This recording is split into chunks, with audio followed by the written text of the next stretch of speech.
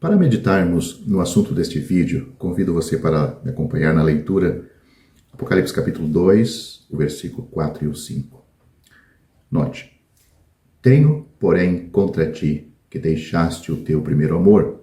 Lembra-te, pois, de onde caíste, e arrepende-te, e pratica as primeiras obras. Quando não, brevemente a te virei e tirarei do seu lugar o teu candeeiro, se não te arrependeres. Então, como eu disse, essas palavras do Senhor Jesus à igreja de Éfeso está em Apocalipse capítulo 2, do versículo 4 e 5. Podemos notar aqui que de maneira abrupta, Cristo muda de tom de aprovação, ele parte para críticas. Ele diz: tenho, porém, contra ti. Essa palavra apresenta a mudança brusca no falar de Cristo. Não é algo sem importância que Cristo tem contra esta igreja. A maior parte dos comentaristas concorda que a expressão que temos aqui no versículo primeiro amor se refere ao amor que eles tinham nos primeiros dias da sua conversão e o comparam com aquilo que era evidente em Israel em relação a Jeová nos dias imediatamente depois da sua libertação do Egito. Jeremias apresenta isto de forma poderosa e em linguagem inesquecível quando ele diz: lembro-me de ti, da beneficência da tua mocidade e do amor dos teus desposários, quando andavas após mim no deserto, numa terra que se não semeava. Jeremias capítulo 2, versículo 2. Todos concordam que o amor retribuidor ao Salvador corresponde ao amor dos teus desposários, como temos em Jeremias. É característica das almas nos dias logo após a conversão. Todos os verdadeiros cristãos provam o fervor do amor de Cristo como resultado da presença do Espírito Santo no seu interior, como temos em Romanos capítulo 5, versículo 5. Este amor a Cristo, como também temos em 2 Coríntios capítulo 5, versículo 14, transborda em amor fraternal nos salvos, como é dito em 1 João capítulo 3, versículo 23. E em seguida abrange os pecadores, Romanos capítulo 5, versículo 8. A experiência da igreja muitas vezes segue este mesmo padrão. Um amor fervoroso por Cristo reúne os santos e no gozo da comunhão os salvos são abençoados e pecadores alcançados. Este primeiro amor produz as primeiras obras que temos no versículo que segue. Há um frescor nas obras que jorra desde o primeiro amor, e tal amor é a inspiração de tudo o que é vital e valoroso em testemunho cristão. Se este amor esfria ou for abandonado, o que permanece é uma mera fachada de testemunho. Uma formalidade com pouca realidade é o resultado. Uma fé sem fervor. A inspiração vital e o ingrediente essencial do verdadeiro serviço estão faltando. Não há dúvida que este amor tinha sido uma característica dos primeiros dias da igreja em Éfeso. Paulo, ele escreveu: pelo que ouvindo eu também a fé que entre vós há no Senhor Jesus, e a vossa caridade ou o vosso amor para com todos os santos, não cesso de dar graças a Deus por vós, lembrando-me de vós nas minhas orações. Isso está em Efésios capítulo 1, o versículo 15 e o 16. Mesmo que mais tarde ele, Paulo, se sentiu constrangido a exortá-los a andar em amor. Efésios capítulo 5, versículo 2. Como se ele, Paulo, temesse que este amor fosse passageiro.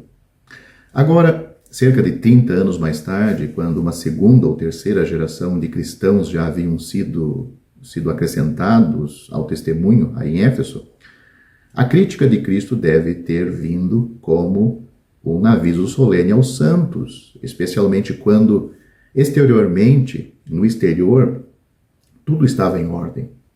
O uso que Cristo faz deste verbo específico, deixaste, aqui, este versículo, sugere bem que havia algo mais na acusação contra esta igreja local.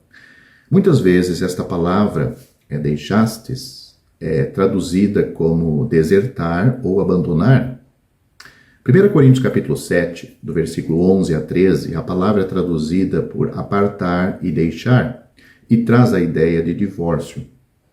Assim, a ideia pode não ser simplesmente o abandono de uma paixão, mas deixar uma pessoa. O tempo verbal auristo, no grego, pode indicar o momento quando isto aconteceu. Assim, a acusação de Cristo não é que uma emoção havia, por descuido, desvanecido, mas que uma pessoa tinha sido deliberadamente abandonada. Ele mesmo, Cristo mesmo, tinha sido abandonado. Pois no coração da igreja, outro tinha tomado o seu lugar, o lugar de Cristo. Na mesma passagem em que ele, Cristo, fala do amor dos teus desposários, lá em Jeremias, Jeová faz a mesma acusação contra Israel. Ele diz: porque o meu povo fez duas maldades. A mim me deixaram o manancial de águas vivas e cavaram cisternas rotas, que não retêm águas. Jeremias capítulo 2, versículo 13. Tudo indica que algo havia acontecido que tinha mostrado a Cristo que ele não era mais amado como anteriormente pela igreja em Éfeso. Eles o abandonaram por outro. Uma ilustração disto pode ser visto no rei Salomão. Nós lemos 1 Reis assim: e Salomão amava ao Senhor. 1 Reis capítulo 3, versículo 3. Mais tarde temos a acusação: e o rei Salomão amou muitas mulheres estranhas. 1 Reis capítulo 11, versículo 1. Jeová havia sido substituído nas afeições de Salomão.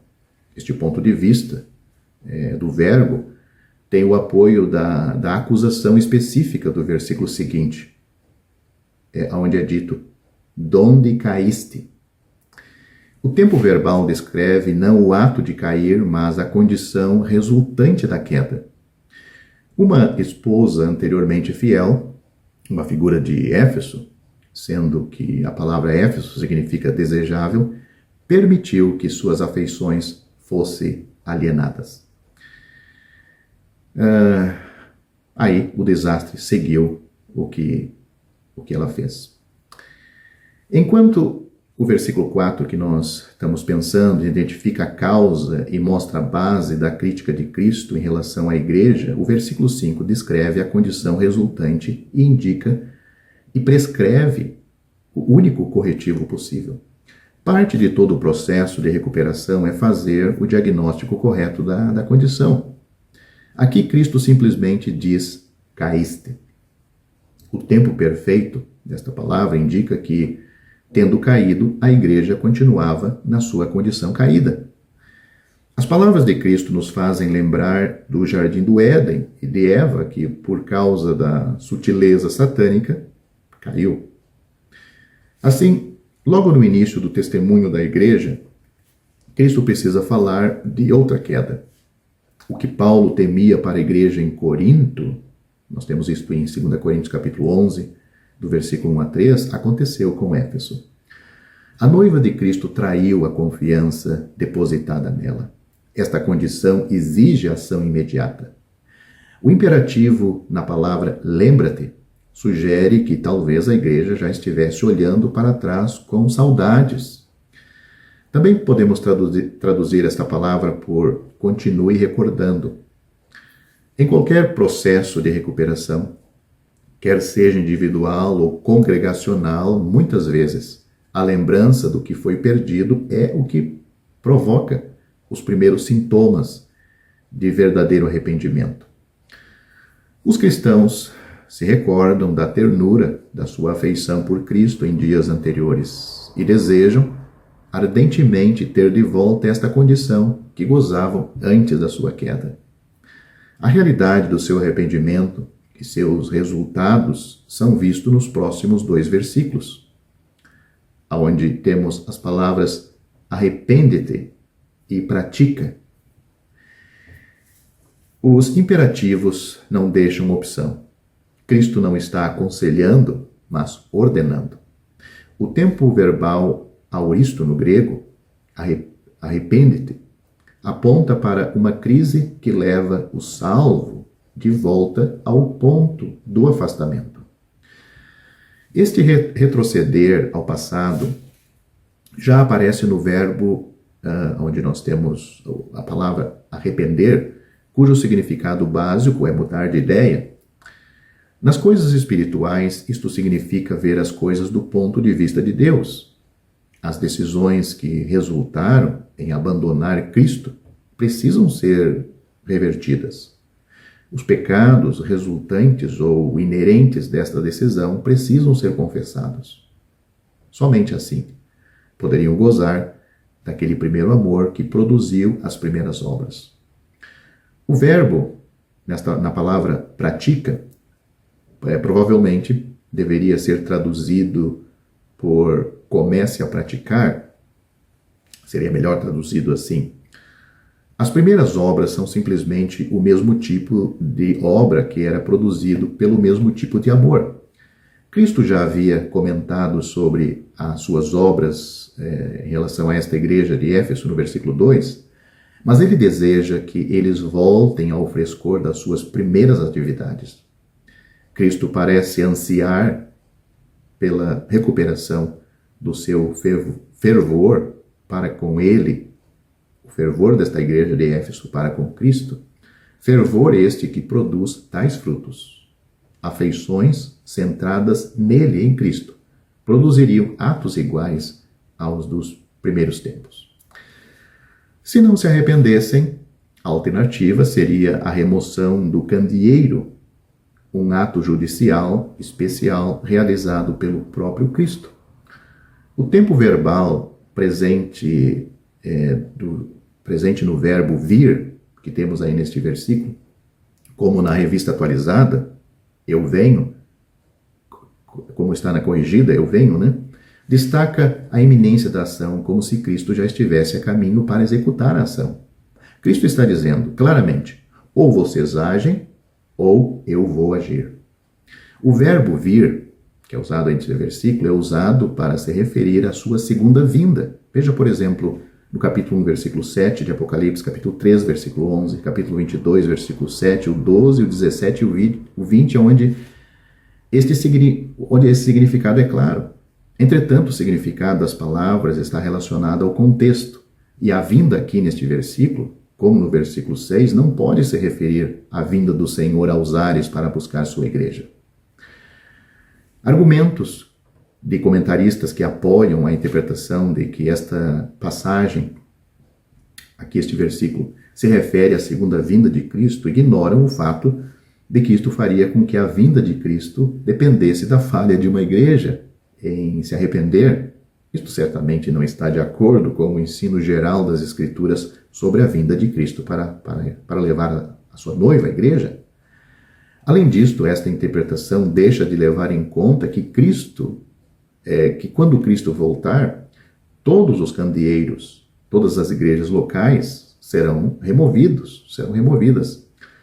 Esta vinda deve ser interpretada como uma ação pessoal de Cristo em lidar com as condições desta igreja local. Esta vinda que nós temos aí neste versículo 6 de Apocalipse capítulo 2, que nós estamos analisando. A remoção do candeeiro só pode ser a dispersão física do ajuntamento dos cristãos. Alguns comentaristas argumentam que o candeeiro é o testemunho e é algo distinto do ajuntamento físico. Em outras palavras, eles dizem que a congregação pode continuar se reunindo enquanto que aquilo que realmente constitui o testemunho é removido. Apoiando este ponto de vista, temos a descrição de Ezequiel da retirada do Shekinah, ou seja, a glória do Senhor, do templo, em Jerusalém, em Ezequiel capítulo 11, versículo 23. Apesar disto ser uma analogia interessante, este é um falso paralelo e não se encaixa na situação aqui de Apocalipse capítulo 2, versículo 6. A Shekinah, ou a glória do Senhor, sempre foi distinta do prédio material em Israel. Aqui, em Apocalipse capítulo 2, versículo 6, o candeeiro é o símbolo da igreja, como nós temos no capítulo 1, versículo 20, não uma parte mística da igreja. O símbolo do candeeiro representa a congregação local. Cristo não ameaça extinguir a luz do candeeiro, mas remover o candeeiro. O ajuntamento será disperso. Na história do Antigo Testamento, a remoção de Israel como candeeiro foi a remoção literal da nação para a Babilônia. Quando Deus removeu as duas testemunhas mencionadas como candeeiros, principalmente está escrito assim na versão atualizada, em Apocalipse capítulo 11, versículo 4, ele, ou Cristo, as removeu fisicamente. Estas cartas mostram que em qualquer lugar, em qualquer igreja local, sempre há lugar para recuperação por meio do arrependimento. Se isto não acontecer, Cristo tem o direito de remover o candeeiro. Enquanto o ato de remover é uma disciplina pessoal efetuada por Cristo, não há nada que descreve os meios que ele usa para realizar o seu propósito, esta ação de remover o candeeiro. Realmente é a prerrogativa de Cristo usar atos específicos de julgamento. A palavra que nós temos aqui brevemente neste versículo 5 tem mínimo apoio de manuscritos e alguns tradutores omitem esta palavra. Veja, por exemplo, como está na versão atualizada e na versão brasileira este versículo. Cristo pode usar uma variedade de meios para realizar este propósito. Na remoção de uma igreja local, Cristo pode permitir mudanças no clima ou na geografia, mudanças de governo ou política, ataques de movimentos militares ou, frequentemente, fatores socioeconômicos que alteram as características de uma região. Entretanto, estes fatores são apenas seus agentes, os agentes de Cristo. Na análise final, é o seu ato de julgamento quando alguma dessas coisas acontece e o candeeiro é removido naquela localidade. Podemos até pensar que o destino da cidade de Éfeso, como cidade, não dependeu da obstrução do porto que havia lá, a razão aparente, mas da resposta da igreja ao desafio dada a ela pelo Senhor. Hoje, o vento sussurra entre os juncos no local onde a grande cidade de Éfeso anteriormente estava. A desolação e o abandono apenas enfatizam o silêncio. A expressão solene do Senhor que nós temos neste versículo, se não se arrepender, pode ter tido implicações não apenas para a igreja, aquela igreja local, mas também para toda a cidade de Éfeso. É muito solene fazer parte de uma igreja local, é muito solene ser uma igreja local, ser uma igreja, um testemunho numa localidade e não estar de acordo com os pensamentos do Senhor, com a vontade do Senhor, com o verdadeiro amor pelo Senhor e assim agir em testemunho público naquela localidade.